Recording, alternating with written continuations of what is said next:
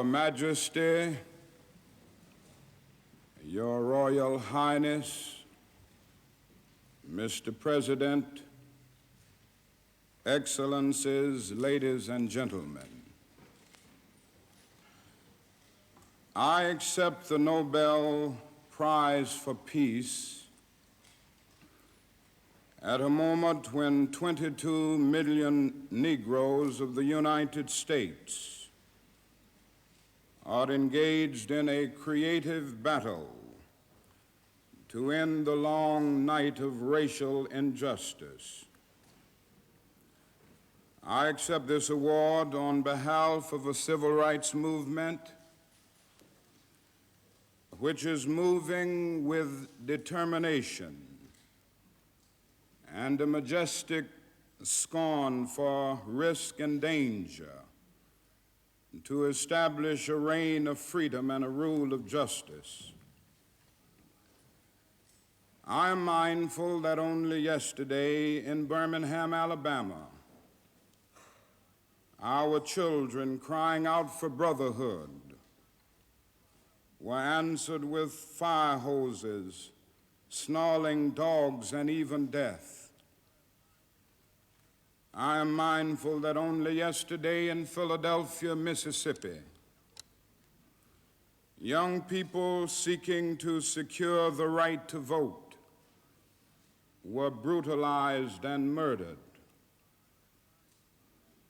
I am mindful that debilitating and grinding poverty afflicts my people and chains them to the lowest rung of the economic ladder. Therefore, I must ask why this prize is awarded to a movement which is beleaguered and committed to unrelenting struggle, to a movement which has not yet won the very peace and brotherhood which is the essence of the Nobel Prize. After contemplation, I conclude that this award which I receive on behalf of that movement is a profound recognition that nonviolence is the answer to the crucial political and moral questions of our time. The need for man to overcome oppression and violence without resorting to violence and oppression. Civilization and violence are antithetical concepts. Negroes of the United States, following the people of India, have demonstrated that nonviolence is not sterile passivity, but a powerful moral force which makes for social transformation. Sooner or later, all the peoples of the world will have to discover a way to live together in peace and thereby transform this pending cosmic elegy into a creative psalm of brotherhood. If this is to be achieved, man must evolve for all human conflict a method which rejects revenge, aggression, and retaliation. The foundation of such a method is love. The tortuous road which has led from Montgomery, Alabama to Oslo bears witness to this truth.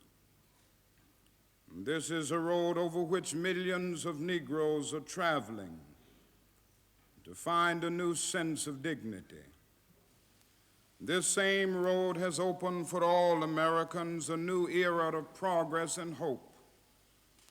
It has led to a new civil rights bill, and it will, I am convinced, be widened and lengthened into a superhighway of justice as Negro and white men in increasing numbers create alliances to overcome their common problems. I accept this award today with an abiding faith in America and an audacious faith in the future of mankind. I refuse to accept despair as the final response to the ambiguities of history. I refuse to accept the idea that the isness of man's present nature makes him morally incapable of reaching up for the eternal oughtness that forever confronts him. I refuse to accept the idea that man is mere flotsam and jetsam in the river of life, unable to influence the unfolding events which surround him. I refuse to accept the view that mankind is so tragically bound to the starless midnight of racism and war that the bright daybreak of peace and brotherhood can never become a reality. I refuse to accept the cynical notion that nation after nation must spiral down a militaristic stairway into the hell of nuclear annihilation. I believe that unarmed truth and unconditional love will have the final word in reality. This is why right temporarily defeated is stronger than evil triumphant. I believe that even amid today's mortar bursts and whining bullets, that is still hope for a brighter tomorrow. I believe that wounded justice, lying prostrate on the blood-flowing streets of our nations, can be lifted from this dust of shame to reign supreme among the children of men. I have the audacity to believe that peoples everywhere can have 3 meals a day for their bodies, education and culture for their minds, and dignity, equality, and freedom for their spirits. I believe that what self-centered men have torn down, men other-centered can build up. I still believe that one day mankind will bow before the altars of God and be crowned triumphant over war and bloodshed and nonviolent redemptive goodwill, proclaim the rule of the land, and the lion and the lamb shall lie down together, and every man shall sit under his own vine and fig tree, and none shall be afraid. I still believe that we shall overcome. This faith can give us courage to face the uncertainties of the future. It will give our tired feet new strength as we continue our forward stride toward the city of freedom.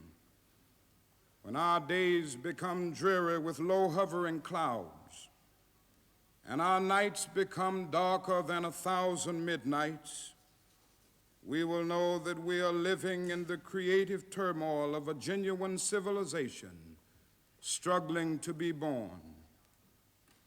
Today I come to Oslo as a trustee, inspired and with renewed dedication to humanity. I accept this prize on behalf of all men who love peace and brotherhood. I say I come as a trustee, but in the depths of my heart I am aware that this prize is much more than an honor to me personally. Every time I take a flight, I am always mindful of the many people who make a successful journey possible, the known pilots and the unknown ground crew. You honor the dedicated pilots of our struggle who have sat at the controls as the freedom movement soared into orbit.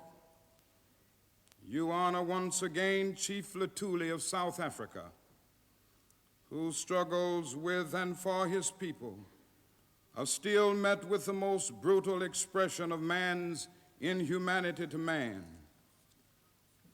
you honor the ground crew, without whose labor and sacrifice the jet flights to freedom could never have left the earth. Most of these people will never make the headlines, and their names will never appear in Who's Who. Yet when years have rolled past, and when the blazing light of truth is focused on this marvelous age in which we live, men and women will know and children will be taught that we have a finer land, a better people, a more noble civilization, because these humble children of God were willing to suffer for righteousness' sake.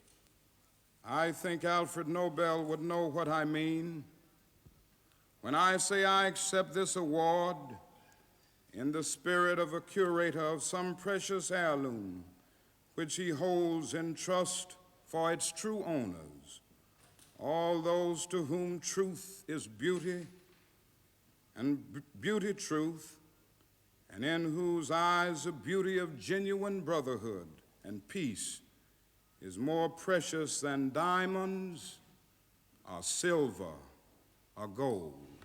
Thank you.